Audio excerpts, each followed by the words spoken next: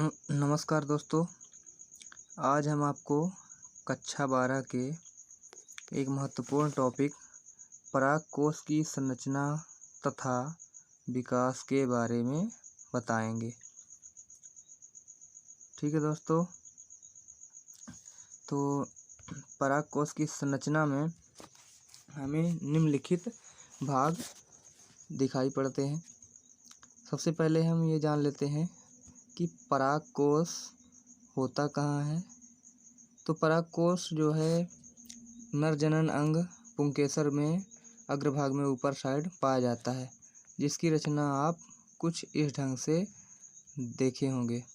ये क्या होता है? परागकोश।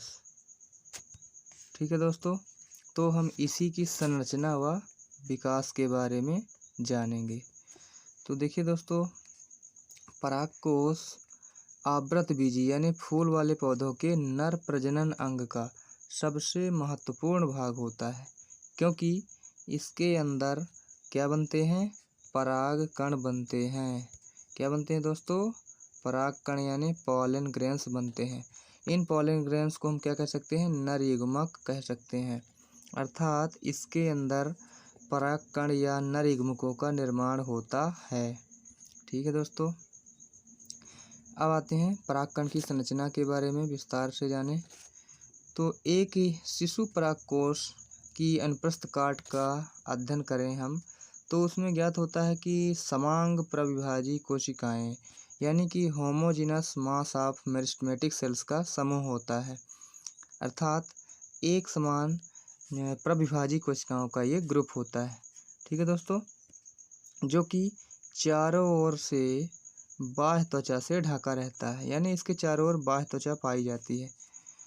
प्रत्येक परागकोश में कितनी पालियां होती है दोस्तों? तो ये 2 पालियां होती हैं, यानी कि इन्हें हम क्या कहेंगे? एंथर पाली कहते हैं।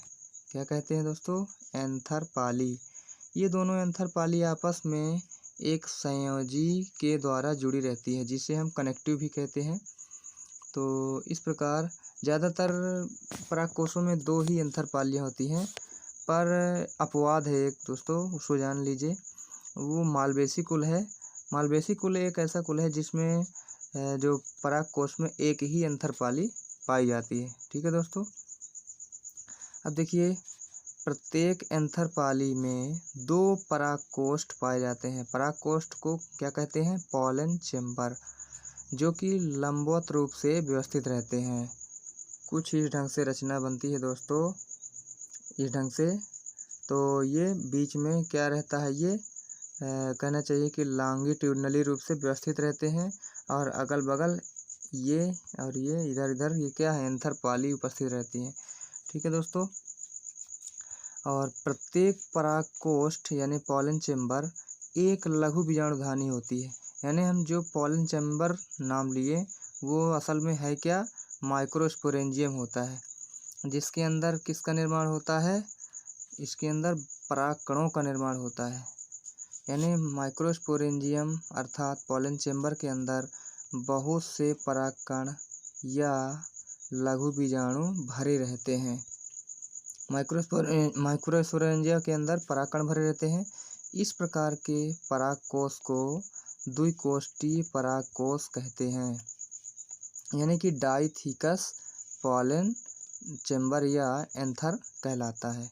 ठीक है दोस्तों, यहाँ पे अपवाद में दिया भी गया है कि मालवेसी कुल के पौधों के जो परागकोश होते हैं वो एक कोष्ठीय होते हैं, यानी मोनोथिकस होते हैं। ठीक है दोस्तों, अब हम परागकोश की संरचना में लघु बीजाणुधानी के जो विभिन्न स्तर होते हैं उन्हें हम जान लेते हैं। तो सबसे पहला स्तर होता है बाह्य त्वचा। बाह्य त्वचा, इसे साइड कट में देखें तो ये एक बाहरी स्तर है, और इसे एपिडर्मिस बोलते हैं। नंबर 2 में आता है अंतःभित्ति या एंडोथीसियम। ये कैसी होती है? स्तंभाकार कोशिकाओं का एक स्थूलन युक्त स्तर होता है, जो कि परागकोश स्फुटन में यानी कि उसको डेhiscent करने में मदद करता है। ठीक है दोस्तों, और कहीं कहीं ये पतली होकर स्टोमियम का भी निर्माण कर देता है। ठीक है दोस्तों, थर्ड नंबर में आता है मध्यभित्ति या मिडिल लेयर। ये 2 से 3 कोशिका स्तर मोटा होता है, मध्यभित्ति। और फोर्थ नंबर में आता है टैपिटम। तो टैपिटम जो होता है यह परागकोष्ठों यानी पॉलन चेंबर के ठीक बाहर उपस्थित होता है और द्विगुणित कोशिकाओं का स्तर होता है। यानी कि टैपिटम की कोशिकाएं कैसी कोशिकाएं होती हैं? द्विगुणित कोशिकाएं होती हैं, जो कि पराग कणों के पोषण में काम आता है।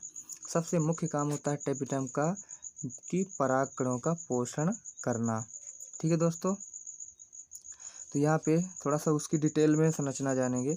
सबसे पहला नंबर आता है बाह्य त्वचा। परागकण के जो जहाँ भरे रहते हैं परागकण, उस पराग कोश के जो अनुप्रस्थ काट की संरचना देखेंगे तो सबसे पहले संरचना होती है अपनी बाह्य त्वचा या एपिडर्मिस।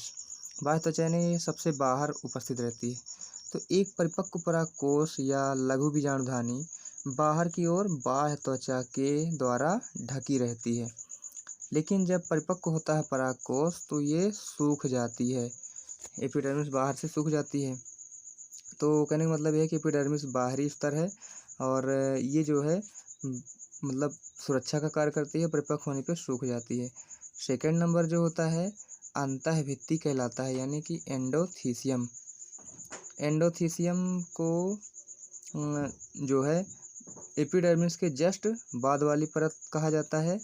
ये बाह्य त्वचा के जस्ट नीचे लंबी और स्तंभाकार कोशिकाओं से बना होता है, यानी इसकी कोशिकाएं कुछ ऐसी ऐसी लंबी लंबी डिजाइन में निर्मित होती हैं। ठीक है दोस्तों, इसे हम क्या कहते हैं? एंडोथीसियम कहते हैं या अंतःस्थीसियम कहते हैं। इनमें स्पाइरल थिकनिंग पाया जाता है, यानी स्पाइरल स्थूलन पाया जाता है। ठीक है, स्थूलन का मतलब कोशिकाओं के अंदर विशेष प्रकार का ऐसे ऐसे इस प्रकार का जमाव रहता है। ठीक है दोस्तों, यह स्तर जो है पराग कोश के स्फुटन में मदद करता है। यानी जब पराग कोश परिपक्व हो जाता है तो उसको फटने में मदद करता है एंडोथीसियम, जिससे कि परागकण बाहर मुक्त हो सकें। ठीक है दोस्तों, थर्ड नंबर में आता है यहाँ पे कुछ छूटा जा रहा था। दो लघु बीजाणुओं के धानियों के मध्य एंडोथीसियम कोशिकाएं क्या होती हैं? पतली भित्ति वाली होती हैं। यानी कि जहाँ पास दो लघु बीजाणु धानियाँ यानी माइक्रोस्पोरेंजियम होती हैं, वहाँ पर एंडोथीसियम की जो पतली भित्ति होती है ये क्या निर्माण करती हैं? स्टोमियम का। किसका निर्माण करती हैं? स्टोमियम का निर्माण करती हैं। और ये स्टोमियम पराग कणों के बाहर निकलने का मार्ग होता है, अर्थात यहीं से लघु बीजाणुधानियाँ फटती हैं, जिससे परागकण बाहर की ओर मुक्त हो जाते हैं या छिटक जाते हैं। ठीक दोस्तों, थर्ड नंबर आता है इसका मिडिल लेयर या मध्य स्तर। तो मध्य स्तर एंडोथीसियम के नीचे लगभग 2 या 3 कोशिका स्तर मोटा होता है, जिसे मिडिल लेयर कहते हैं। तो मिडिल लेयर कितने स्तर मोटा होता है? लगभग 2 से 3 कोशिका स्तर मोटा होता है। ठीक है दोस्तों, और थर्ड नंबर में आता है टैपिटम। टैपिटम जो है मध्य स्तर के नीचे यानी मिडिल लेयर के नीचे पराग कोश के ठीक बाहर ये अन्य स्तर के रूप में उपस्थित रहता है। ठीक है दोस्तों, जिसे टैपिटम कहते हैं। टैपिटम की कोशिकाएं कैसी होती हैं? फानवती यानी वेज शेप्ड होती हैं और द्विगुणित होती हैं। यानी कि ये कोशिकाएं मल्टी न्यूक्लिएट होती हैं, इनमें केंद्रकों की संख्या भी ज़्यादा पाई जाती है। और इनका मुख्य कार्य की अगर चर्चा करें तो ये क्या काम करती है? पराग कणों के पोषण का कार्य करती हैं। और पराग कण की जो बाहरी भित्ति होती है एग्जाइन, उसका निर्माण करती है। यानी कि पराग कणों की बाहरी भित्ति जो बाह्य चोल होती है अर्थात एग्जाइन होती है, उसका निर्माण भी ये करती हैं। ठीक है दोस्तों, इस प्रकार से टैपिटम के अंदर लघु बीजाणुधानी स्थित रहती है और टैपिटम की परत के अंदर ही माइक्रोस्पोरेंजिया स्थित होती है, जिनमें बहुत से लघु बीजाणुधानी यानी माइक्रोस्पोर्स भरे रहते हैं। माइक्रोस्पोर को हम दूसरे नाम से परागकण भी कहते हैं, यानी पॉलन ग्रेन कहते हैं। ठीक है दोस्तों, अगर इसके चित्र को ध्यान से देखें तो यहाँ पास देखते हैं कि 4 ठो लघु बीजाणुधानियाँ हैं, 4 की संख्या में यहाँ पास है। यहाँ बीच में कंडक्टिंग स्ट्रैंड है, यानी कि वैस्कुलर टिश्यू है। तो इस प्रकार से ये लघु बीजाणुधानियों की संरचना है, जो कि द्विपालित परागकोश में 4 की संख्या में पाई जाती हैं। इसका और डिटेल डायग्राम देखें तो यहाँ से इतने का डिटेल वाला डायग्राम। ठीक है दोस्तों, तो ये अगला डायग्राम है आपका, जिसमें सबसे बाहर की ओर पहली परत एपिडर्मिस की होती है, और जो कि सिंगल लेयर के रूप में होती है और परिपक्व होने पे सूख जाती है। और दूसरी परत इसकी होती है एंडोथीसियम। कौन सी होती है परत? एंडोथीसियम होती है, जो कि लंबी लंबी कॉलम के यानी स्तंभाकार रूप में पाई जाती है, और इनमें स्पाइरल थिकनिंग भी पाई जाती है बीच बीच में, जो रोम लाइक रचना दिख रही है ऐसी। ठीक है दोस्तों, और थर्ड नंबर इसकी परत होती है मिडिल लेयर होती है, यानी मध्य परत होती है। ये मध्य परत जो परागकोश के विकास के दौरान ये कुचल जाती है या नष्ट हो जाती है, बाद में नहीं रहती है। तो ये 2 से 3 स्तर मोटा होता है, 2 से 3 स्तर होता है। ठीक है दोस्तों, फोर्थ लेयर इसकी होती है टैपिटम। टैपिटम को पोषण परत भी कहते हैं। इसकी कोशिकाएं लंबी स्तंभाकार होती हैं, और ये बहुकेंद्र की होती है, यानी कि एक से अधिक केंद्रक पाए जाते हैं। ठीक है दोस्तों, इनका मुख्य कार्य होता है परागकणों को पोषण प्रदान करना। परागकणों को क्या देती हैं? पोषण प्रदान करती हैं। और सबसे अंदर यहाँ पास क्या रहती हैं? माइक्रोस्पोर मदर सेल्स रहती हैं, कुछ इस प्रकार से गोलाकार रचना में। और इन माइक्रोस्पोर मदर सेल के अर्धसूत्री विभाजन होने से ये स्पोर टेट्राड का निर्माण होता है, और स्पोर टेट्राड में 4 की संख्या में लघु बीजाणु रहते हैं, जो कि अर्धसूत्री विभाजन द्वारा बनते हैं। ये आगे विकसित होकर के अलग अलग गोलाकार रचना में कन्वर्ट हो जाते हैं, और जिन्हें हम लघु बीजाणु या माइक्रोस्पोर कहते हैं। माइक्रोस्पोर को दूसरी भाषा में हम पॉलन ग्रेन भी कहते हैं। ठीक है दोस्तों, और यहाँ पास जहाँ जहाँ पतली है भित्ति इसकी, वो स्टोमियम का निर्माण करती हैं। ठीक है दोस्तों, और स्टोमियम के पास से ही क्या होती है? लघु बीजाणुधानी फटती है। तो इस तरह से ये परागकण बाहर आ जाते हैं। ठीक है दोस्तों, first layer epidermis, endothecium, middle layer tapetum, pollen grain, और ये माइक्रोस्पोर्स। ये पॉलन ग्रेन नहीं है, मतलब माइक्रोस्पोर मदर सेल्स हैं। ठीक है दोस्तों, इस प्रकार से यहाँ पे इसका सबसे डिटेल वाला डायग्राम है, जिसमें सभी परतें स्पष्ट रूप से दिख रही हैं। Epidermis, endothecium, middle layer, tapetum, pollen sac यानी पॉलन चेम्बर, जहाँ पे माइक्रोस्पोर भरे रहते हैं।